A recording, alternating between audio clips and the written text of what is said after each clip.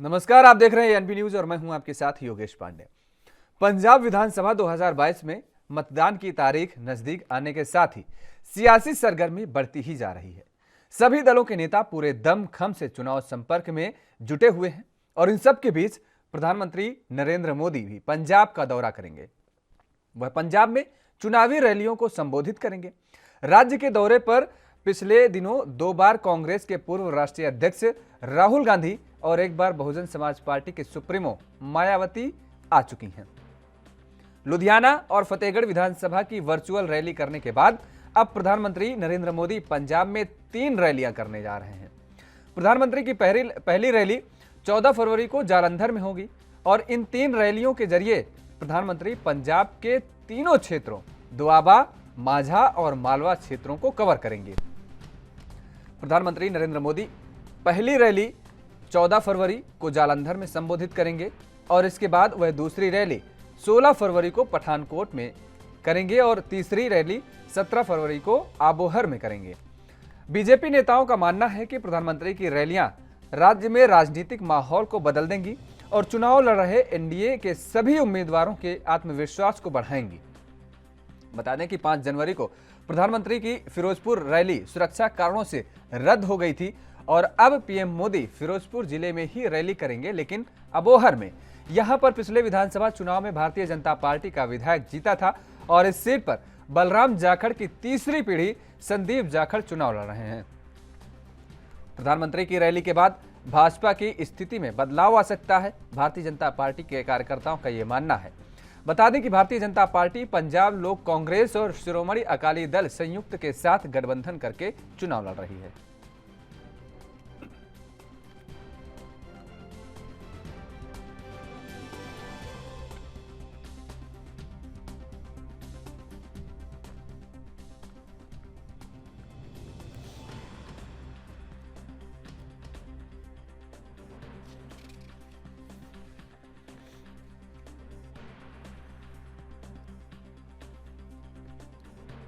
तो पंजाब विधानसभा चुनाव को लेकर के सभी राजनीतिक दल अपनी अपनी सक्रियता दिखा रहे हैं। सभी राजनीतिक दलों के द्वारा पूरी ताकत लगाई जा रही है कि पंजाब पर कब्जा किया जा सके, पंजाब की सत्ता को हासिल किया जा सके। सभी राजनीतिक दल पूरे जोश और खरोश के साथ रैलियों में जुटे हुए हैं, जनसंपर्क अभियान में जुटे हुए हैं और लगातार लोगों को अपने पाले में लाने की कोशिश में जुटे हुए हैं। ऐसे में भारतीय जनता पार्टी भी अब बेहद सक्रिय नजर आ रही है पंजाब को लेकर के और इसी कड़ी में पंजाब में प्रधानमंत्री नरेंद्र मोदी खुद रैलियां करने जा रहे हैं और ताबड़तोड़ 3 रैलियां पंजाब में होंगी प्रधानमंत्री नरेंद्र मोदी की। 14 फरवरी से प्रधानमंत्री नरेंद्र मोदी की रैली की शुरुआत होगी, जो कि 16 फरवरी और 17 फरवरी को भी पीएम मोदी रैली करेंगे और सभाओं को संबोधित करेंगे। तो फिरोजपुर में यह रैली होगी, फिरोजपुर के अबोहर में, और जहां पर प्रधानमंत्री नरेंद्र मोदी भारतीय जनता पार्टी के पक्ष में या ये कहें कि एनडीए के पक्ष में वोट करने की अपील करेंगे।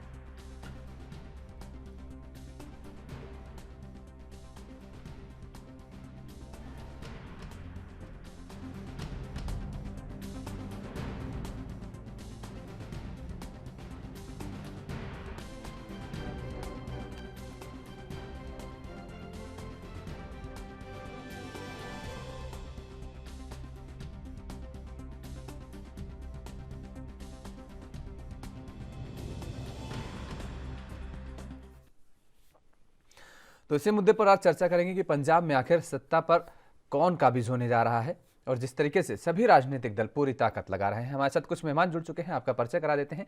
आलोक वत्स जी हमारे साथ जुड़े हुए हैं, भारतीय जनता पार्टी के प्रवक्ता हैं, आपका बहुत बहुत स्वागत है। आरबी उपाध्याय जी राजनीतिक विश्लेषक के तौर पर जुड़े हुए हैं, आपका भी बहुत बहुत स्वागत है। सीके ठाकुर साहब जी हमारे साथ जुड़ चुके हैं, कांग्रेस के नेता हैं, आपका भी बहुत बहुत स्वागत है। सबसे पहले आलोक वत्स जी, आपको आवाज मिल पा रही है? जी।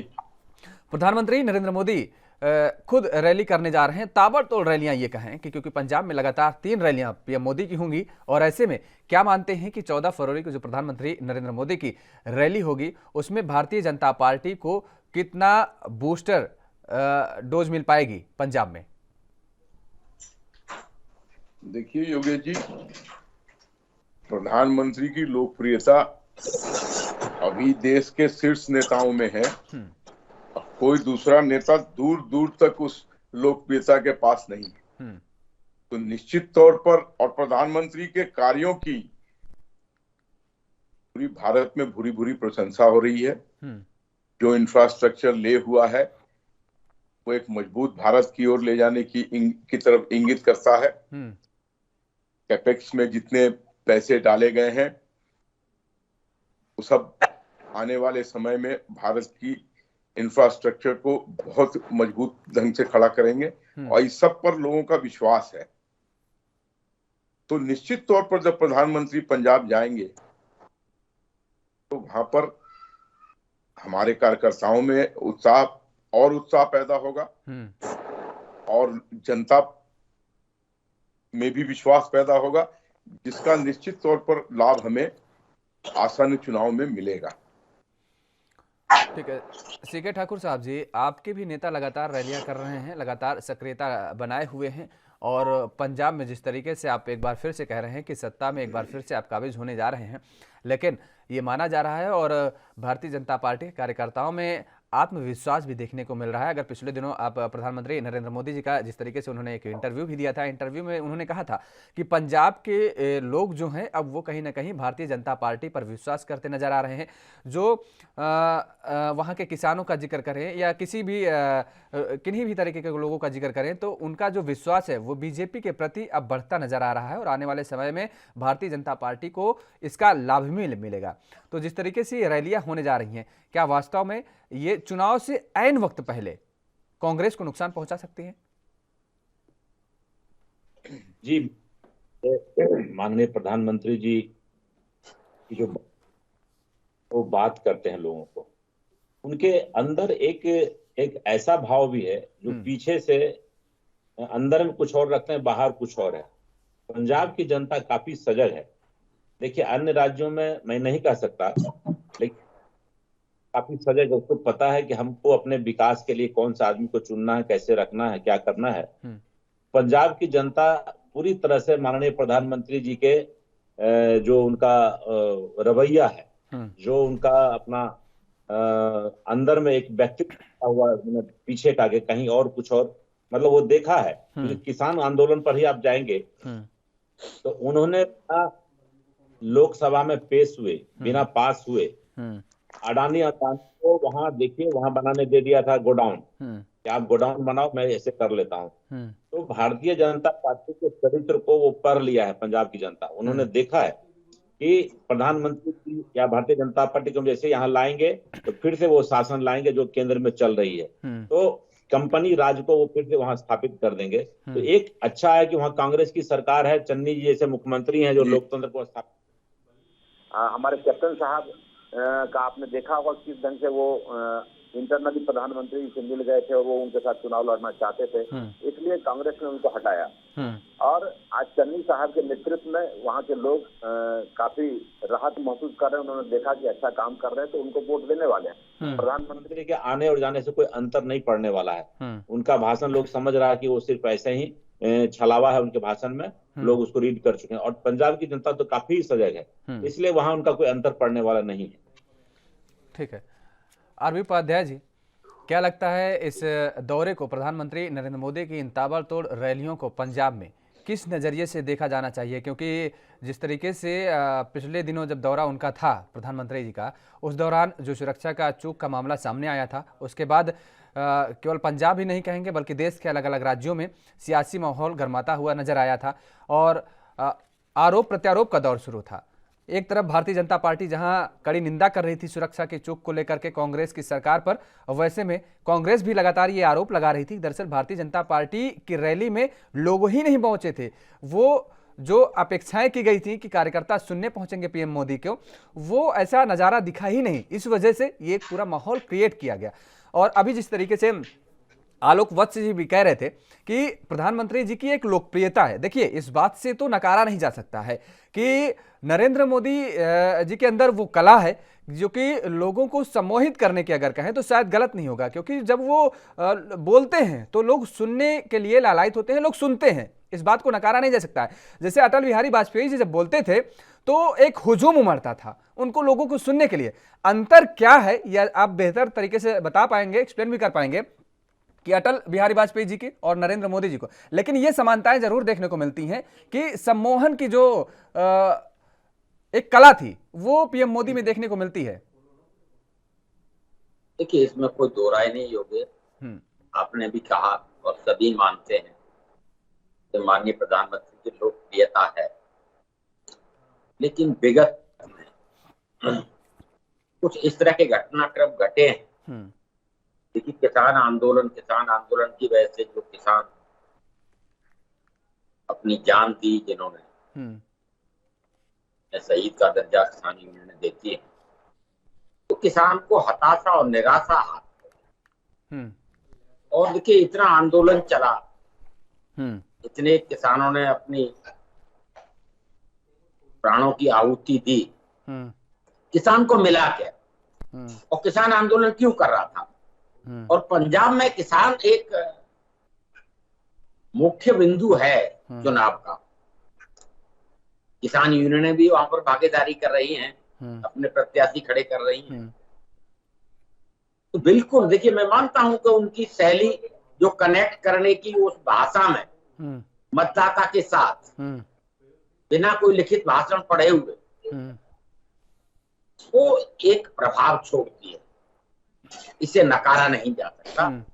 और दौरा जब होगा देखिए कार्यकर्ता में एक उत्साह आता है। अभी तक बीजेपी वहां ड्राइविंग सीट पे नहीं रही, वो कहीं सहयोगी दल के साथ मिलकर इलेक्शन लड़ती रही है। पहली बार पंजाब में अपने दम पर वो चुनाव लड़ रही है। संगठन का विस्तार होगा, कार्यकर्ताओं में उत्साह पैदा होगा और आगे आने वाले इलेक्शन मैं समझता हूं बीजेपी अच्छा कर पाएगी। जिस रास्ते पर बीजेपी आज जा रही है पंजाब, वो बीजेपी के लिए एक अच्छा संकेत है। माननीय प्रधानमंत्री जो कहते हैं, देखिए उनकी योजना जितनी देखी जाए सारी योजनाएं अच्छी थी। गांव गोद लेने की बात हो, स्मार्ट सिटी की बात हो, रोजगार की बात हो, बुलेट ट्रेन चलाने की बात हो, गंगा को साफ करने की बात हो, किसान की आय दुगनी करने की बात हो। लेकिन यथार्थ यह है कि न तो किसान की आय दुगनी हुई, न बुलेट ट्रेन चली। तो एक मैसेज अब जाने लगा है कि भी प्रधानमंत्री जो कहते हैं वो यथार्थ नहीं, क्योंकि तो योजना यथार्थ के धरातल पर समाज के अंतिम व्यक्ति तक डिलीवरी नहीं हो पाती। एक एक योजना को गांव गोद लेने की बात देखिए, इस बार कितने गांव गोद लिए गए, बिल्कुल कितने गांव आदर्श बने, कितने किसानों की आमदनी दुगनी हुई, प्रश्न चिन्ह लगता है। और उससे कहीं ना कहीं एक अविश्वास पैदा होता है। और कथनी और करनी का जो फर्क है जब वो दिखने लगे तो वो किसी भी व्यक्तित्व के लिए, किसी भी बड़े नेता के लिए एक अच्छा सिम्टम्स। लेकिन मैं फिर वही कहूंगा, जहां पंजाब का है, जहां कांग्रेस, आम आदमी पार्टी, अकाली दल सभी अपना जोर शोरों से प्रचार कर रहे हैं और सत्ता में भागीदारी सुनिश्चित कर रहे हैं, ऐसे में माननीय प्रधानमंत्री जी का दौरा वहां बीजेपी में एक टॉनिक का काम करेगा और वहां उत्साह बढ़ेगा। और कितना उसके परिणाम आएंगे या कितना वोट परसेंट बढ़ेगा, ये तो वक्त ही बताएगा। अभी ये कहना बहुत जल्दबाजी है। और इलेक्शन एक्चुअल में वहां पर कांग्रेस आम आदमी पार्टी के बीच कहीं कांटे की टक्कर दिखा रहा है। और आम आदमी पार्टी ने सीएम कैंडिडेट भी घोषित किया, भगवंत मान को वहां सीएम कैंडिडेट बनाया है। तो भगवंत मान की भी अपनी एक पॉपुलैरिटी, अच्छे गायक है, उनके फॉलोअर्स हैं। और पंजाब वो स्टेट है जब कोई आम आदमी पार्टी को रिकॉग्नाइज नहीं करता था, तब भी अच्छा परफॉर्म किया था पंजाब में, और मेंबर ऑफ पार्लियामेंट वहां से जो जीते थे, तो पहली बार संसद में उपस्थिति दर्ज कराई थी आम आदमी पार्टी। आम आदमी पार्टी को नकारा नहीं जा सकता। तो इसी कड़ी में हम देखेंगे कि बीजेपी के जो नेता हैं, जैसा आपने कहा कि भी सुरक्षा में चूक का मामला आया, बिल्कुल, दूसरा वहां वेदर उस तरह का था, उतनी भीड़ जमा नहीं हुई सुनने के लिए। तो बहुत सारे कारण होते हैं, भीड़ क्यों नहीं आई। देखिए, फॉलोअर वहां पर बने ही नहीं। क्यों? वहां कभी ड्राइविंग सीट पर बीजेपी नहीं रही, इंडिपेंडेंट बीजेपी कभी लड़ी नहीं। तो उसका कार्यकर्ता जमीनी स्तर पर उतना मजबूत और उतनी उपस्थिति दर्ज नहीं कर पाए। जबकि संगठन के मामले में बीजेपी का कोई सानी नहीं है, किसी भी पॉलिटिकल पार्टी के पास इतना मजबूत संगठन नहीं है, ठीक बात, जितना बीजेपी के पास मजबूत संगठन है। तो वो संगठन और मजबूत हो, पंजाब में काफी मेहनत करने की जरूरत है, क्योंकि पहली बार इंडिपेंडेंट इलेक्शन लड़ेगी बीजेपी। इससे वर्कर पैदा होगा और वर्कर में एक उत्साह आएगा। लेकिन ये कह देना कि भाई तस्वीर बदल जाएगी, कुछ परिवर्तन जरूर हो सकता है, थोड़ा बहुत फर्क पड़ सकता है। लेकिन हम ये कह दें कि माननीय प्रधानमंत्री के दौरों के बाद बीजेपी वहां सत्ता में आ जाएगी,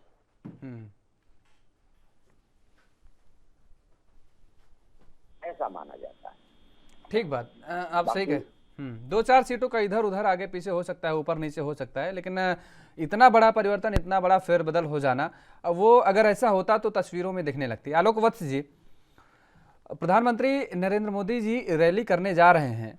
पंजाब का अगर हम जिक्र करें तो पंजाब में 3 रीजन हैं, माझा, दोआबा और मालवा। पहली रैली जो होने जा रही है वो दोआबा में होने जा रही है पीएम मोदी की, और इस रीजन में 25 सीटें आती हैं, 23 सीटें आती हैं। 23 सीटों पर अगर पिछले चुनाव का जिक्र करें तो कांग्रेस की 15 सीटों पर जो है जीत दर्ज की थी, यानी कांग्रेस 15 सीटों पर एमएलए हैं कांग्रेस के। ऐसे में ये एक बड़ी चुनौती होगी आपके लिए, मुझे लगता है, क्योंकि जिस तरीके से आप कह रहे हैं बूस्टर डोज का काम जरूर करेगी प्रधानमंत्री नरेंद्र मोदी की रैली, लेकिन इतना बड़ा परिवर्तन कर पाना, इतना बड़ा फेरबदल कर पाना, ये एक बहुत बड़ी चुनौती है मुझे लगता है। और जिस बात को लेकर के अभी राजनीतिक विश्लेषक हमारे साथ बैठे हुए हैं, उन्होंने भी, क्योंकि कुछ ना कुछ तो मंथन क्या होगा, देखा होगा, पिछले चुनावों को भी उन्होंने देखा है और कायदे से, तो इन चीजों को लेकर के क्या आप मानते नहीं कि चुनौती है और वास्तव में इतना बड़ा फेरबदल कर पाना मुश्किल है अभी?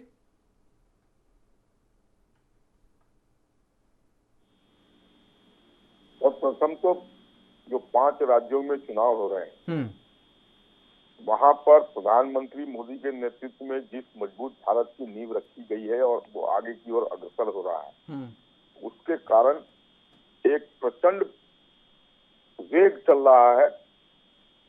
कल हमने उत्तर प्रदेश के चुनाव में देखा, पहले चरण का चुनाव 58 सीट पे हुआ, जिसमें पश्चिमी उत्तर प्रदेश, जहां जाटों का समूह है, जिसके बारे में लोग कह रहे थे कि ये अगेंस्ट बीजेपी है, ये किसान आंदोलन के कारण ये विमुख हो गए हैं, ऐसा कुछ नहीं देखने को मिला। इन इलाकों में बीजेपी को 58 में से 40 से ऊपर सीटें आने जा रही। अंत में लोगों को ये लग रहा है कि साहब अगर ये किसी और के हाथ में चला गया तो हम असुरक्षित हो जाएंगे। एक मजबूत भारत की तरफ जो भारत जा रहा है वो स्टॉप हो जाएगा, क्योंकि ये स्कैम फ्री गवर्नमेंट है। ये सबसे बड़ी बात है कि ये स्कैम फ्री गवर्नमेंट है। वहीं अगर कांग्रेस की बात करते हैं तो करीब 4.2 लाख करोड़ के स्कैम इनके नाम पर अभी तक दर्ज हो चुके हैं और इनसे ये उभर के नहीं आ पा रहे हैं। और जो इनकी अंदरूनी स्थिति है वहां, वो दिन रात देखने को मिल रहा है। किस तरीके का भाषा का प्रयोग सिद्धू जी कर रहे हैं कि कांग्रेस कमजोर सीएम चाहती है। तो इन सब चीजों से लोगों के अंदर एक भ्रांति पैदा होती है कि कांग्रेस बहुत कमजोर पड़ चुकी है अंदरूनी तौर पे। और जो किसान आंदोलन के लोग थे उन्होंने अपनी पार्टी बना ली और वो भी चुनाव में ठीक है। ताल ठोक रहे हैं। आलोक वत्स जी, आपको रोकेंगे, एक छोटे से ब्रेक के लिए रुकते हैं और ब्रेक के बाद फौरन हाजिर आते हैं, चर्चा को आगे बढ़ाएंगे फिर।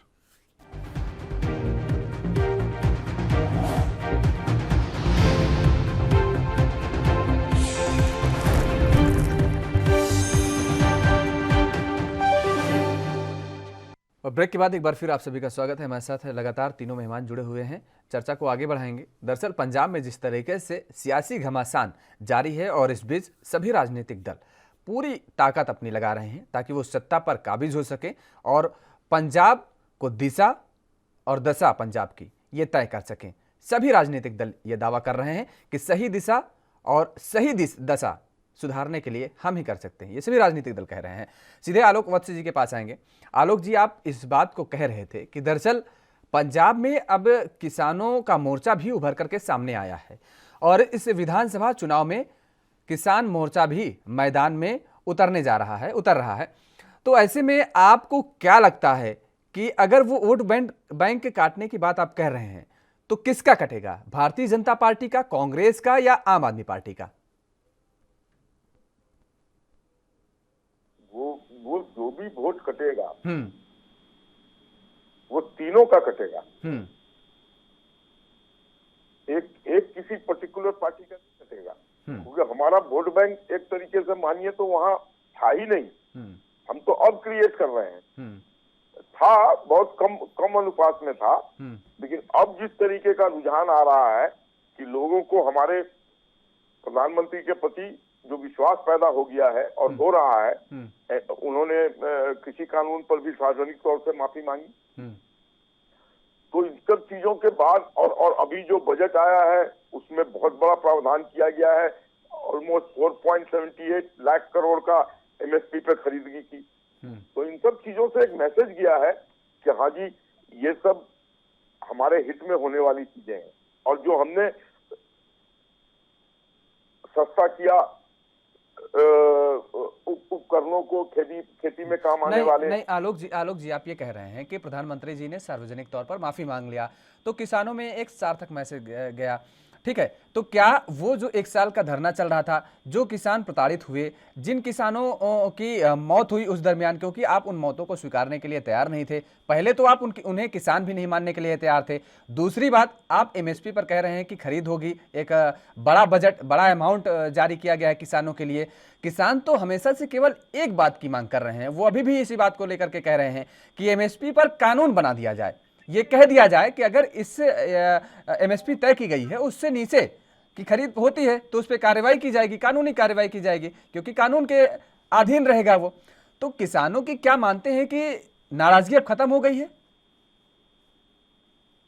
देखिए, अभी हमारे कृषि मंत्री ने कहा चुनाव के बाद जिन चीजों का हमने वायदा किया है वो कमेटी और ये सारी चीजें बनेगी।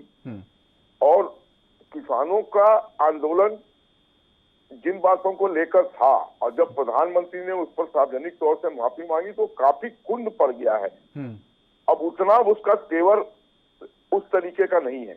और जो आप बात कह रहे हैं कि हम उस समय किसानों को नहीं मानते थे, तो देखिए उस समय जिस तरीके की मांगे उठने लगी और जिस तरीके के लोग उस आंदोलन में घुस गए थे और जिस तरीके के पोस्टर बॉय की फोटोएं वहां लग गई थी, उससे ऐसा प्रतीत होता था कि इसमें अदर एलिमेंट्स भी आ गए हैं जो राष्ट्र विरोधी एलिमेंट्स है। इसलिए उस वक्त कहा गया था कि इसमें 100% किसान ही नहीं है। वो अफजल के नाम पर नारे लगाने लगे, वो खालिस्तान जिंदाबाद के नारे लगाने लगे, उनके नेताओं के पोस्टर उसमें लगे, उसकी वो टी शर्ट बना के पहन के घूमने लगे। तो इन सब चीजों से ऐसा लगने लगा कि इस आंदोलन में कुछ दूसरे एलिमेंट भी घुस गए हैं जो राष्ट्र विरोधी हैं, इसलिए उस पर कहा। और आपने देखा 26 जनवरी को जिस तरीके से लाल किले पे हुआ और जो झंडा बदल के दूसरा झंडा लगाया गया, तो वो सब देशद्रोही काम था। वो एक सच्चा किसान नहीं कर सकता, इसलिए उन पर उंगलियां उठी थी।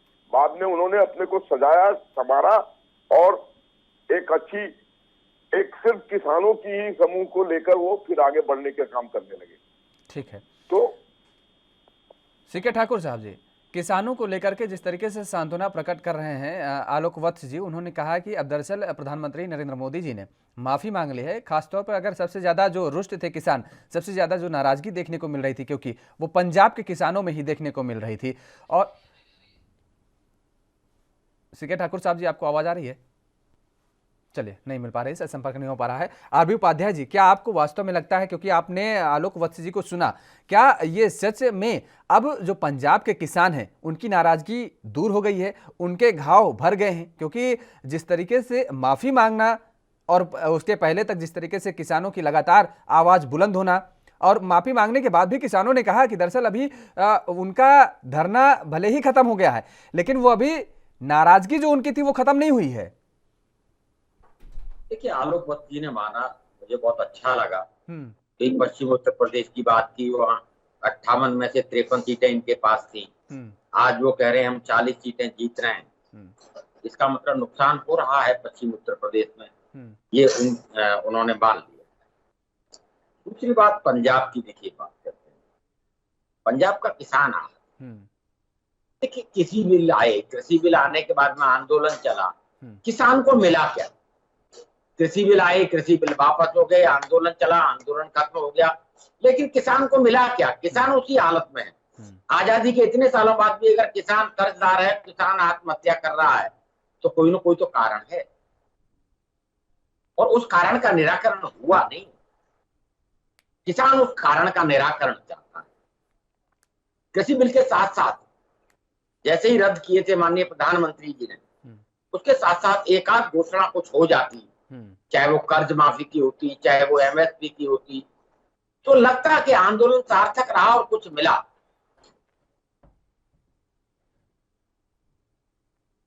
खेती करता है, वो परिस्थितियां बड़ी कष्टदायी होती हैं, लेकिन उसे उसी उपज का सही मूल्य नहीं मिलता है। इस बात को नकारा नहीं जा सकता। और देखिए, कौन राष्ट्रविरोधी है, कौन राष्ट्रविरोधी नहीं है? किसानों का आंदोलन था, किसान आंदोलन को राष्ट्रविरोधी कह देना या किसानों को राष्ट्रविरोधी कह देना, मैं मानता हूं कि उसमें कुछ गलत हुआ। ये नहीं कह सकते कि वो आंदोलन बिल्कुल विशुद्ध रूप से शासकीय आंदोलन था, लेकिन ये भी कहीं ना कहीं जिम्मेदारी शासन प्रशासन की होती है। किसी भी आंदोलन में कोई राष्ट्रविरोधी ताकत अगर एंट्री करती है तो उसे क्यों नहीं रोका जाए? कैसे रोका जाए? ये शासन और प्रशासन की जिम्मेदारी। पंजाब नशे के गर्त में डूब रहा है, पॉलिटिकल पार्टियां अपनी राजनीति कर रही हैं, बॉर्डर स्टेट है, जिस तरीके से नशे का कारोबार हो रहा है वहां पर, वो बहुत बड़ी चिंता का विषय है, जो राजनीतिक पार्टियों को कदम जो उठाने की दरकार है वो उठाया नहीं जाता है। पंजाब बिल्कुल एक संपन्न स्टेट है और खेती वहाँ का एक मुख्य व्यापार है। बहुत सारे लोग खेती और कृषि के साथ जुड़े हुए हैं, उनका आजीविका का साधन है। तो वहाँ उम्मीद की जाती है कि माननीय प्रधानमंत्री रैलियों के थ्रू ही सही कुछ उस तरह का कनेक्ट करने के लिए, एक किसान के दिल में अपनी जगह बनाने के लिए उस तरह का कुछ एक संकेत किसानों को मिलना चाहिए, तो किसानों को लगेगा और उनका माननीय प्रधानमंत्री के प्रति जो एक जुड़ाव हो गया था, जो दूरी बनी थी, वो खत्म होगी और लगाव बढ़ेगा। तो जिस तरह की हठधर्मिता सरकार ने दिखाई और जिस तरह आंदोलन को दरकिनार किया गया, तो वो किसान बिल्कुल आहत, चाहे वो पश्चिमी उत्तर प्रदेश हो। पश्चिमी उत्तर प्रदेश में जहाँ 53% थी, वहाँ 40 मामले तेरे का नुकसान हो रहा है। क्यों हो रहा है नुकसान? मैं नहीं कह रहा हूँ, ये आलोक वर्ष भी कह रहे हैं कि हम 40 सीटें जीत रहे हैं। अगर उनकी बात सही है तो बीजेपी को नुकसान हो रहा है ना। अगर किसान खुश था, किसान बिल्कुल कृषि बिल रद्द होने के बाद में नॉर्मल हो गया, तो फिर नुकसान क्यों दिख रहा है? तो कहीं ना कहीं आत्ममंथन करने की जरूरत है सभी पॉलिटिकल पार्टियों को। किसान जब विपक्ष में होती है पॉलिटिकल पार्टियां तो बहुत अच्छा लगता है उन्हें। बीजेपी विपक्ष में थी तो किसानों के प्रति पूरी सहानुभूति थी। माननीय राजनाथ सिंह जी फौरन किसान आंदोलन में पहुंच जाते थे और किसानों के साथ खड़े होते थे। लेकिन आज सत्ता में तो किसान वही उम्मीद कर रहा था, लेकिन आपने देखा होगा कोई भी बड़ा नेता किसान आंदोलन के मंच पर नहीं पहुंचा, कोई मरहम नहीं लगाया गया। तो पंजाब इलेक्शन के बाद ये पता लगेगा कि किसान किसके साथ था, किसके साथ नहीं। बिल्कुल ठीक बात है। किसान यूनियनों से भी किसान खुश नहीं है। किसान की बदहाली के लिए किसान यूनियन भी जिम्मेदार हैं, वो नेता भी जिम्मेदार हैं जो अपनी राजनीतिक महत्वाकांक्षाओं के लिए किसानों को सिर्फ प्रयोग करते हैं। और किसान जिस हालत में है, जिस दौर से गुजर रहा है, उसके लिए किसान यूनियनों को भी क्लीन चिट नहीं दी जा सकती। ठीक बात। कहीं ना कहीं वो भी इस अवस्था में किसान को पहुंचाने के लिए चक्कर में पड़ गए थे और अपनी राजनीति चमकाने के चक्कर में लगातार लगे रहे। किसानों का खास तौर पर किसान के जो मुद्दे थे उससे भी बीच में भटकते हुए नजर आए। ठीक बात। सीके ठाकुर साहब जी, आपने सुना होगा, दरअसल आलोक वत्स जी ने कहा है, अगर आपने नहीं सुना तो बता दे रहे हैं। सीके आलोक जी ने कहा है कि दरअसल प्रधानमंत्री नरेंद्र मोदी जी ने जो माफ़ी मांगी, और दूसरी बात कि किसान जो वहाँ पर चुनावी मैदान में उतर रहे हैं पंजाब में, ऐसे में भारतीय जनता पार्टी का, क्योंकि पहले तो कोई खास जनाधार था नहीं, और लेकिन अब जनाधार बढ़ रहा है, ऐसे में उनको कोई खासा नुकसान किसानों से होने वाला नहीं है। वो अगर वोट बैंक कटेगा, किसान मोर्चा काटेगा, तो वो आपका ही काटेगा, यानी कांग्रेस का और आम आदमी पार्टी का भी काट सकता है। हालांकि केजरीवाल ने इस बात को स्वीकारा भी है। तो ऐसे में क्या वास्तव में किसान मोर्चा के उतरने के बाद आपको खामियाजा भुगतना पड़ सकता है? दूसरी बात कि क्या प्रधानमंत्री नरेंद्र मोदी की माफी किसानों के घाव में मरहम का काम करेगी? प्रधानमंत्री जी का जो रुख रहा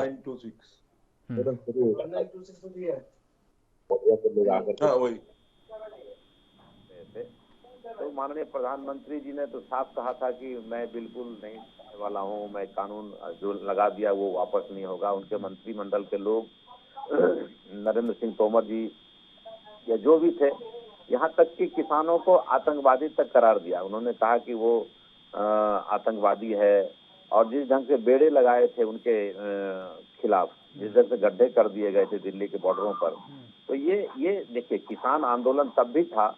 अभी उपाध्याय साहब ने कहा कि कांग्रेस के समय में भी करते थे तो राजनाथ जी जैसे नेता पहुंच जाते थे, सही बात है, किसान का आंदोलन रहा, लेकिन कांग्रेस ने कभी उसके साथ आतापाई नहीं किया। उसका जो भी था उसके हर जख्म में मरहम लगाने का काम किया था, और बातें सुनी जाती थी कि आप क्या मुद्दा है, मैं सुनूंगा, बताओ मैं क्या।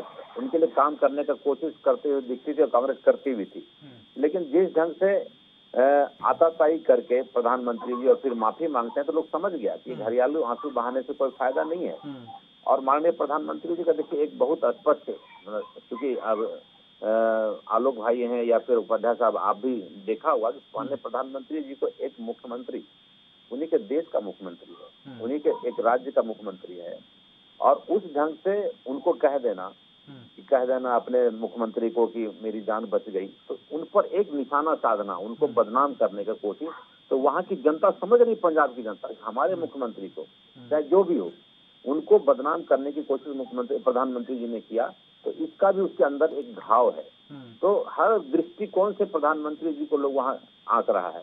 ठीक है, किसान लोग देखिए, कुछ किसान आंदोलन में उभरे लोग कहा कि मैं चुनाव में लड़ूंगा, लड़ना चाहिए, तो लोकतंत्र है, लेकिन उनकी क्या स्थिति है, कौन सा ये क्या कर पाएंगे वो नहीं जानते। लेकिन जो पंजाब की जनता है पूरी तरह से कांग्रेस में विश्वास है और चन्नी जी के नेतृत्व में विश्वास। आपने मुझसे कहा था कि मुख्यमंत्री कौन होगा, मैंने कहा था कि वो चन्नी जी ही होंगे, क्योंकि घोषणा से पहले आपने मुझसे पूछा था। बिल्कुल, हाँ। क्योंकि चन्नी जी का जो कार्यकाल रहा, चाहे जितने ही कम पीरियड का रहा, विवादित नहीं रहा। कुछ लोग विवादित करने का प्रयास किया, लेकिन वो बिल्कुल ही साफ सुथरे राजनीतिज्ञ हैं। और सबसे बड़ी बात है कि शेड्यूल कास्ट से आने वाले एक ऐसे मुख्यमंत्री पंजाब को मिला, ये काफी आगे चल के आगे ले जाएंगे। लेकिन माननीय प्रधानमंत्री जी का जो रुख था, उस समय आए, जाके राष्ट्रपति जी से मिले, फिर वो उनका एक पूरी तरह से तैयारी था कि पंजाब में किसी तरह से राष्ट्रपति शासन लगा देना। लेकिन इलेक्शन कमीशन का घोषणा हो कि चुनाव की तिथि आ गई तो वहां बच गए। लेकिन उनका पूरा तैयारी था, चाहे अमित शाह जी, उनको तो सबसे पहले गृह मंत्री पर कार्रवाई करनी चाहिए थी कि भाई आपने ये क्या कर दी, आपका कैसा रहा, गृह मंत्री हो आप और मुझे वहाँ डिटेन करना पड़ा 20 मिनट के लिए। तो ये पूरी व्यवस्था उनकी थी, सब वहां उनको लाना चाहिए था, लेकिन वो चन्नी जी पर ठोक दिए। तो पंजाब की जनता काफी आज है माननीय प्रधानमंत्री जी के इस रवैये से, तो वहाँ इनको कोई घास देने वाला नहीं है। वहां पर माननीय प्रधानमंत्री जी को कोई पूछेंगे नहीं, पुनः वहाँ कांग्रेस का शासन आएगा और चन्नी जी फिर से मुख्यमंत्री बनेंगे। योगेश भाई ठीक है। हाँ आलोक जी बोलिए आप। मैं इतना ही पूछना चाहता हूँ कि पंजाब में जो आंदोलनरत किसान थे, उसके अलावा जो किसान हैं, वो अपनी बनाई हुई पॉलिटिकल पार्टी के साथ जाएंगे या आम आदमी पार्टी के साथ जाएंगे या कांग्रेस के साथ जाएंगे या अकाली दल के साथ जाएंगे या बीजेपी के साथ जाएंगे, इसका कोई निश्चित संकेत मिल रहा है? आंदोलनरत किसान कह रहे हैं कि हम उनके नुमाइंदे हैं, हम उनके लीडर हैं, हमारे अंडर में उनको आना चाहिए। अगर वो उनके अंडर में चले गए, इसका नुकसान किसको होगा? डायरेक्टली जो सरकार वहां थी पहले से, उसी के वोट का शेयर तो कटेगा। हम तो एक्स्ट्रा वोट की तरफ तैयारी कर रहे हैं, हम तो वहां कुछ थे ही नहीं, हम तो बहुत मामूली सीढ़ी पर खड़े थे। लेकिन जो शीर्ष के सीढ़ी पर खड़े थे, अगर उनका वोट चला गया किसान आंदोलन वाले पार्टी के तरफ, तो नहीं तो एक समीकरण और ये भी बन रहा है ना दरअसल आलोक जी, वहां पर ये भी तो हो सकता है कि किसानों के जहन में एक बात ये है कि भारतीय जनता पार्टी को हरा कौन सकता है, हम उसके साथ जाएंगे। तो अगर कांग्रेस का वोट बैंक कटेगा तो आप में जाएगा, आप कटेगा तो कांग्रेस में जाएगा, ये भी तो हो सकता है। गलत कह रहे हैं हम? मैंने ये नहीं कहा कि हमारे पास आएगा, हमने ये कहा वो जाएगा किस तरफ, अगर जाएगा तो डैमेज किसको करेगा। और दूसरी बात कि जो इन्होंने प्रधानमंत्री के बारे में कहा कि उन्होंने वहां पर लोग कम थे इसलिए उन्होंने बहाना कर दिया। एक तो उस दिन का मौसम बहुत खराब था, लगातार बारिश हो रही थी, तो ऐसे में किसी भी सभा में कम लोगों के आना ये एक नेचुरल जो डिजास्टर नहीं कहूंगा, ये नेचुरल इसके कारण हुआ। अगर मान लीजिए कहीं पानी बरस रहा है, अटल जी की सभा होगी और लगातार मूसलाधार पानी बरस रहा है, तो वहां थोड़ी लोग आएंगे। मैं स्वयं अटल जी की 2 रैलियों में था और वहां पर बारिश हो गई, मुश्किल से 150 आदमी थे, जहां लाखों के आने की उम्मीद थी। वोट दे या ना दे अटल जी को, लेकिन सुनने जरूर आते थे। तो उस तरीके का भी माहौल था। और अगर ये गृह मंत्री पर ठोक रहे हैं इसका ठीकरा, देखिए अगर किसी राज्य में प्रधानमंत्री जाते हैं तो वो वहां के राज्य की ये जिम्मेदारी होती है कि उनको ढंग का सिक्योरिटी प्रदान करें। और अगर सब चीज सही था तो सुप्रीम कोर्ट के आदेश के बाद वहां के 2 आला अधिकारी क्यों बदले गए, इसका कोई जवाब है इनके पास? अगर सब कुछ सही था तो आला अधिकारी को बदलने की क्यों जरूरत पड़ी? नहीं, कुछ ना कुछ तो कमी थी, खामी थी, खैर ऐसा नहीं है। प्रधानमंत्री को ये पहली बार है आजादी के बाद कि राष्ट्र के प्रधानमंत्री को किसी भी राज्य में जाने के समय वहां बाधा उत्पन्न किया गया। वो जो आंदोलनकारी लोग वहां पर पहुंचे सड़क पे, इनको उसकी जानकारी नहीं थी। अगर जानकारी थी तो उनको रोका क्यों नहीं गया, बाधित क्यों नहीं किया गया उनको, और सुगमता से प्रधानमंत्री को जाने देते, चाहे वो 200 की भीड़ पे चले जाते। प्रधानमंत्री वापस तो इसलिए नहीं गए कि भीड़ कम थी, वो तो वापस इसलिए गए कि उनको आगे जाने नहीं दिया गया। तो इन सब चीजों का जवाब इनके पास नहीं है। ठीक है। और इनकम्बेंसी फैक्टर भी कोई चीज होती है सत्ता में आने के बाद। जैसा मैंने कहा उपाध्याय जी को कि हम 53 सीट लिए थे, लेकिन इस बार के बदले परिदृश्य में तो हम 40 तक पहुंचेंगे। हो सकता है 42 हो जाए, लेकिन कमी आएगी, तो इसको स्वीकारना चाहिए। नुकसान उठाना पड़ेगा, इस बात को आप मानते हैं, स्वीकारते हैं? इसको भी इनको भी ये बात स्वीकारनी चाहिए कि इनकम्बेंसी फैक्टर अगर हम पर लागू हो सकती है और हमारे यहाँ हमारे घर में उस तरीके से आग नहीं लगी हुई है जिस तरीके से इनके यहाँ लगी हुई है। हमारे योगी जी के नेतृत्व पर कोई उंगली नहीं उठा रहा है, लेकिन इनके तो अपने ही घर में के चिराग बुझाने को तैयार है। जो कह रहा है, सिद्धू जी का आधिकारिक बयान आया है, पहला बयान आया कि प्रदेश की जनता तय करेगी कि मुख्यमंत्री कौन होगा, तो आला कमान का तो कोई वैल्यू नहीं रह गया उस स्टेटमेंट के बाद। और दूसरा, उन्होंने आधिकारिक तौर पर जब इन्होंने घोषित किया चन्नी जी को मुख्यमंत्री, तो उनका बयान आया कि आला कमान कमजोर मुख्यमंत्री चाहती है। और आपने जिसको मुख्यमंत्री घोषित किया है, ऑन रिकॉर्ड है कि पार्लियामेंट में वो नशे में धुत होके गिर गए। अरे गाना बजाना अलग बात है, प्रदेश चलाना के लिए व्यक्तित्व चाहिए, एक चरित्र चाहिए, ठीक है आलोक जो जी, उनके अंदर नहीं दिखता है। ठीक है, एक फैक्टर दरअसल मुझे पंजाब में और देखने को मिल रहा है, जो मुझे लगता है कि पंजाब में डेरे बहुत हैं और 117 विधानसभा सीटों पर अगर आंकड़ों का जिक्र करें, क्योंकि लगभग हजारों डेरे हैं और हजारों में अगर सैकड़ों डेरों का मतलब 250 से 300 ऐसे डेरे हैं जिनका अपना ये माना जाए कि विधानसभा सीटों पर एक वोट बैंक है, उनका लाखों वोट बैंक हैं उनके, क्योंकि अनुयायी बड़ी तादाद में होते हैं। योगेश जी, अगर डेरों की बात करते हैं हाँ। तो सबसे बड़ा डेरा है वो राम रहीम का था। हाँ, सुन लीजिए अरे मैं बता दे रहा हूं प्रभु, बात तो पूरा सुन लीजिए। मैं ये कह रहा हूं, वही चीज वहीं पे आ रहा हूं, क्योंकि मुझे लगता है अगर पंजाब के इलेक्शन पे बात हो रही तो इनको भी कहीं साइडलाइन नहीं करना चाहिए, मुझे सारे पहलुओं पर नजर दौड़ाना चाहिए। आ रहे हैं राम रहीम एपिसोड के बाद आप ही से सवाल पूछेंगे, आप ही से सवाल पूछ रहे हैं, आप सुन लीजिए उसके बाद उसका जवाब दीजिएगा। अवश्य। हाँ, राम रहीम का आपने जिक्र किया, ठीक है, अच्छा राम रहीम का ही हम जिक्र कर लेते हैं। 2009 के लोकसभा में आपको याद होगा डेरा सच्चा सौदा को अपने पाले में अकाली दल ने कर लिया था और उसके बाद जो नतीजे आए वो आपने देखा। हरसिमरत कौर ने कैप्टन अमरिंदर सिंह के बेटे रनिंदर सिंह को 1 लाख वोट से ज्यादा से मात दी थी और जीत हुई थी। 2014 में विदेश मंत्री रही सुषमा स्वराज जी खुद डेरा सच्चा सौदा गई थी हरियाणा के 2014 के विधानसभा चुनाव में। और केवल डेरा सच्चा सौदा नहीं, नामधारी डेरा हो गया, राधा स्वामी सत्संग हो गया, यहां पर भी कांग्रेस हो चाहे अकाली दल हो चाहे आप हो भारतीय जनता पार्टी मत्था टेकने जरूर जाते हैं, क्योंकि इनको इस बात का बखूबी पता है कि इन लोगों के जो अनुयायी हैं, और 117 विधानसभा सीटों पर अगर 93 सीटों का ये आंकड़ा आ रहा है, हम कह रहे हैं 93 भी हम नहीं कर रहे हैं, हम कह रहे हैं 60 से 70 सीटों पर ही इनका एक खासा प्रभाव अगर कहें देखा जा रहा है। राम रहीम का आप जिक्र कर रहे हैं, राम रहीम पैरोल पे आ गए हैं, ऐसे में अभी भी आप देखते होंगे, ठीक है राम रहीम के प्रति लोगों में नाराजगी है, एक निगेटिविटी गई है, लेकिन अभी भी राम रहीम के अनुयायी खत्म हो गए हैं, इस बात को आप नहीं कह सकते हैं। अभी भी बहुत सारे अनुयायी हैं जो वास्तव में राम रहीम को मानते हैं। तो इसका कितना बड़ा आप मानते हैं कि असर पड़ेगा इस विधानसभा चुनाव में? योगेश जी, ये देश साधु संतों का है, भगवान में लोगों की आस्था बहुत प्रबल है, और ये जो आजकल ये कुछ सालों से 10, 20, 25, 30 सालों से जो बाबा नाम की पौध जो उग गई है हर जगह, इसके अनुयायी भी अंधभक्त बहुत लाखों में है, हो जाते हैं। अब ये तो आदमी की खुद की सोच है कि मैं कल से उपाध्याय जी का समर्थक बन जाऊं और अंधभक्त बन जाऊं।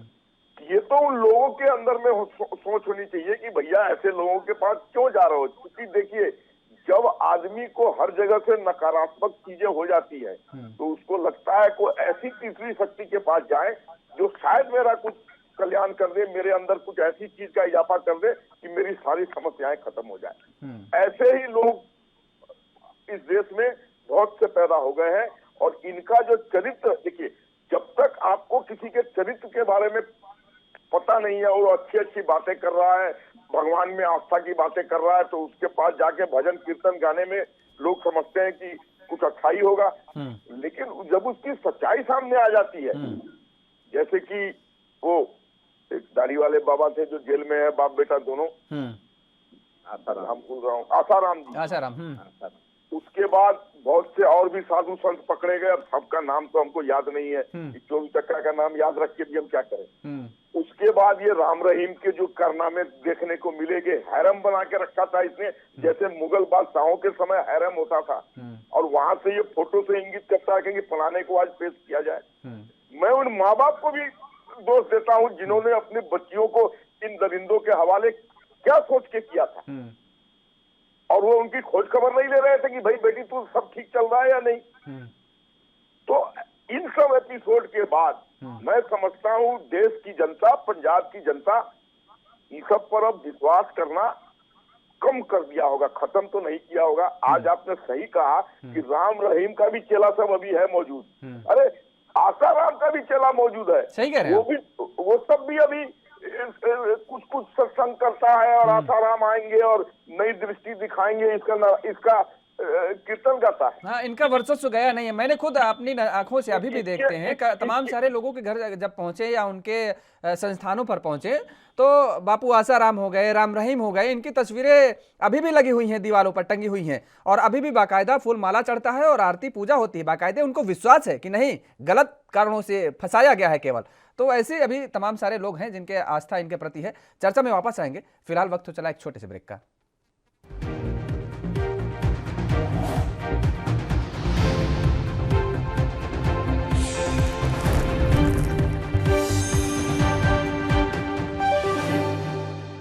ब्रेक के बाद एक बार फिर आप सभी का स्वागत है। हमारे साथ लगातार तीनों मेहमान बने हुए हैं। तो पंजाब की सियासत में जिस तरीके से राजनीतिक दल अपनी अपनी पूरी ताकत तो लगा ही रहे हैं, लेकिन हम बात कर रहे थे पंजाब में डेरों की, जो कि सैकड़ों की तादाद में हैं, और यहाँ पर लोगों का एक आस्था का ये केंद्र बने हुए हैं। ये डेरे सभी अलग अलग डेरे हैं, और तमाम सारे लोग ये कहें कि लाखों लोग अलग अलग डेरों से जुड़े हुए हैं, और वो उन डेरों को आस्था का केंद्र मानते हैं, रहनुमा मानते हैं। वहां पर उन डेरों को जो चलाते हैं, डेरा प्रमुख को तमाम सारे आरोप लगते हैं, तमाम सारे खुलासे होते हैं कि वहां पर किस तरीके से अवैध कारनामे होते हैं, गलत काम होते हैं। बावजूद इसके लोगों के आंखों में पट्टी बंधी दिखती है, और लोग उन्हीं डेरा प्रमुखों को अपना हितैषी मानते हैं, या ये कहें कि उन्हें ही भगवान मान बैठते हैं। और ऐसे में आने वाले चुनाव में इन डेरों का कितना बड़ा असर पड़ेगा, सीके ठाकुर साहब जी, वास्तव में क्या आप मानते हैं? क्योंकि डेरों का प्रभाव यहां तक देखने को मिला है कि डेरों ने चाहा है तो सरकारों को बदल दिया है, मतलब सरकारें नहीं बनने दी हैं डेरों के प्रभाव से। तो ऐसे में केवल एक डेरे के हम जिक्र नहीं कर रहे हैं, सब अलग अलग डेरे हैं। तो ऐसे में क्या लगता है कि इस चुनाव में भी ये डेरे हावी रहेंगे? और जिस तरीके से अभी आलोक जी ने कहा कि लोगों की गलतियां वो मानते हैं, कि लोग अपने पुत्रों को पुत्रियों को वहां पर भेजते हैं और उसे आस्था का केंद्र मानते हैं और खुद भी जाते हैं। हम कह रहे हैं जितनी बड़ी उनकी गलती है उतनी भी बड़ी आपकी गलती है। आपका मतलब इन नेताओं की गलती है। अगर वो वहां पर जाते हैं, नहीं पकड़ पाते हैं, नहीं पहचान पाते हैं, नेता तो बड़े शातिर होते हैं, वो तो जड़ तक चले जाते हैं, तहकीक खाल तक निकालने की कोशिश करते हैं। उनके तमाम सारे समर्थक होते हैं, नेताओं के भी, उन समर्थक भी वो वहां पर जाते होंगे। तो क्या नेताओं को नहीं जानकारी होती है? नेता भी तो वहां पर जाकर के अपना मत्था टेकते हैं, शीश नवाते हैं और आशीर्वाद लेने पहुंचते हैं कि साहब हमें को सत्ता में बैठाने की कोशिश करिए, हम ही सत्ता में बैठे, आशीर्वाद दीजिए। जी उसकी फोटो का वो गलत इस्तेमाल करता है। देखिए योगेश भाई जी, इसका तो अंतर पड़ता है, प्रभाव पड़ता है इस पर। आपको याद होगा कि बंगाल का चुनाव था और मतुआ समाज एक बहुत बड़ा फैक्टर होता है बंगाल चुनाव में। बिल्कुल। एक जैसे वही डेरा का ही एग्जाम्पल है वो, और उसका मेन केंद्र है बांग्लादेश में। और उस बांग्लादेश उस चुनाव के समय माननीय प्रधानमंत्री जैसे एक वीर पुरुष जिनको हम लोग कहते हैं, आज ये लोग कहते हैं, वो चले गए बंगाल में और बांग्लादेश में, और वहां पर पैकेज भी देने का काम किया, वहां सहायता राशि दी उनको। और मतुआ समाज के जो लीडर हैं, जो माता जी हमसे मिलने वहां चले गए ठाकुर माता से। तो इनफैक्ट हर कोई जाता है। आपने आपने देखा होगा कि जो आसाराम बापू जी की कुछ मैंने तस्वीर देखी थी, पता नहीं सच था या गलत था, कि माननीय प्रधानमंत्री जी का भी साथ में उनका जाके नमन किए थे, प्रणाम किए थे। कभी का होगा, मुख्यमंत्री थे उसके पहले का, लोग आस्था में जाते हैं, चाहे कोई भी आदमी, उनको लगता है कि नहीं ठीक है, ये हो सकता है भगवान का कुछ आशीर्वाद प्राप्त हो इनका, लेकिन लोग उससे विश्वास करते हैं और लोग एनजीओ बना करके, छोटा छोटा बना करके वो कई केंद्रों पर अपने लोगों को अपना बनाते हैं, तो उनका इम्पैक्ट पड़ता है, लोग जाते हैं, हर कोई, चाहे वो कांग्रेस के लोग हो, भारतीय जनता पार्टी के लोग हो या अन्य दल के लोग हो, उस जगह उनका जाना, उनका लगता है कि चुनाव में चलो वहाँ बाबा का है, कुछ आशीर्वाद मिल जाए, 10-20 वोट बढ़ जाए, तो ये तो है, बिल्कुल सच है। लेकिन यहाँ पर यदि इसका एक रोक लगे तो अच्छा है, लेकिन कैसे लगाएंगे रोक? आप एनजीओ आपका बनता है, एनजीओ के माध्यम से हर कोई काम कर रहा है, जो एनजीओ बनता है या सोसाइटी जो बनाते हैं लोग, सोसाइटी बना कर सब काम करते हैं अपना, तो इसमें रोक भी नहीं लगा सकते। तो उनका जो फॉलोवर्स, उनको रिझाने के लिए, जीतने के लिए लोग उनके शरणों में जाते हैं, डेरा का इम्पैक्ट पड़ेगा वहाँ पर, इसलिए जो जिनको मानेंगे तो कर सकता है, उनका इम्पैक्ट पड़ेगा, निश्चित रूप से पड़ेगा। दूसरी बात जो आपने कहा था कि पंजाब में किसान लोग भी खड़ा हो गए चुनाव में, कुछ लोग खड़े होते नहीं, खड़े किए जाते हैं। अब चंद्रशेखर जैसे लोग जो है, जैसे चंद्रशेखर जी उत्तर प्रदेश में, उनको कोई क्रिएट करके उनको सामने लाए, जो है जाओ तुम अखिलेश से इतना सीट मांगो, ये करो वो करो, तो ऐसा हर जगह होता है। चुनाव जब आएंगे तो खुद ही जो उम्मीदवार होता है वो अगल बगल 2-4 लोगों को खड़े करते हैं, खड़ो कुछ वोट काटो, या तो फिर कुछ उसका क्या होता है ना कि एक जो काउंटिंग होगा उस समय उनका बूथ लीडर जो बनता है उसके लिए भी लोग जाते हैं, ये सब एक स्ट्रेटजी होता है। तो अब उसको हाईलाइट करके लोग कहते हैं कि ये किसान खड़े हो गए, यहाँ ऐसे खड़े हो गए, वैसे, इसका कोई इम्पैक्ट नहीं पड़ रहा। आप देखें हुए पूरे हिंदुस्तान में जब चुनाव होता है तो भाजपा और कांग्रेस दो ही दल, कहाँ चला गया कम्युनिस्ट, कहाँ चला गया आरजेडी, कहाँ सब कोई, मतलब एक फोकस हो गया है कि जो दल अस्तित्व में है उसके पीछे ही लोग वोटिंग करते हैं। तो किसान खड़े हों या फिर चंद्रशेखर जैसे लोग को वहाँ खड़े करते हैं, तो खड़े करने वालों का बहुत काउंट नहीं होता है वहाँ पर। तो मेन है कि अब कांग्रेस क्या कर रही है और भाजपा क्या कर रही है और आम आदमी पार्टी क्या कर रहा है, उसका अपना विचारधारा पे करके लोग वोटिंग करेंगे। लेकिन डेरा का इम्पैक्ट पड़ता है, जी जी, डेरा का इम्पैक्ट पड़ता है। आलोक जी शब्दों में उसके बाद मेरा ही कहना है कि ठाकुर जी ने तो बहुत बड़ी बात कही। इन्होंने कहा कि ये जो किसान आंदोलन के धड़ा अलग होकर जो चुनाव में है, ये तो किसी के द्वारा प्रायोजित करके खड़ा किया गया है। वो इंगित आपकी तरफ कर रहे हैं? नहीं, हमारी तरफ तो कर ही नहीं सकते, क्योंकि हमसे तो वो नाराज है।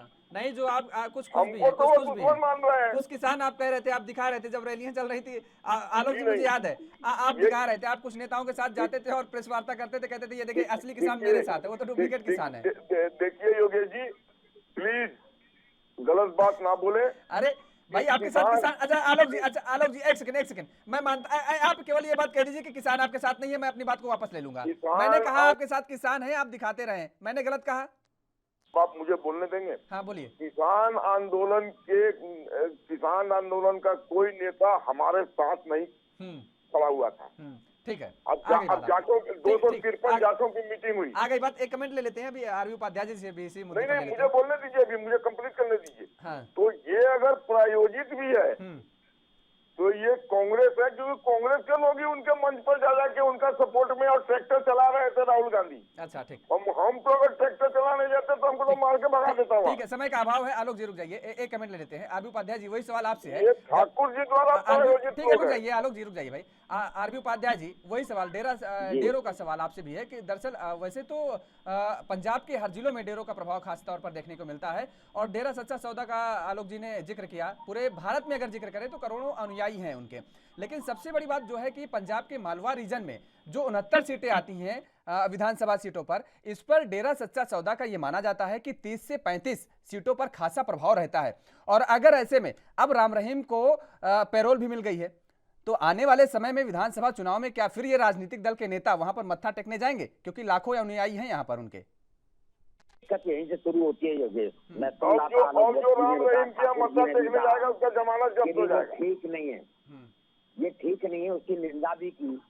लेकिन यही नेता जब जाके उनके चरणों में बैठते हैं तो समाज में मैसेज क्या जाता है? आप कह रहे हैं जनता को सचेत रहना चाहिए, जनता को वहां नहीं जाना चाहिए, ऐसे दरिंदों से बच के रहना चाहिए। लेकिन हमारे आए कौन? हमारे नेता वहां जाके उनके चरणों में बैठेंगे, उनका आशीर्वाद लेंगे, तो जनता में एक मैसेज जाता है कि बाबा बहुत बड़ा है, वहां तो मुख्यमंत्री उनके चरणों में बैठे थे और वो भी आशीर्वाद लेके गए हैं, तो मैं भी आशीर्वाद लेने जाऊं।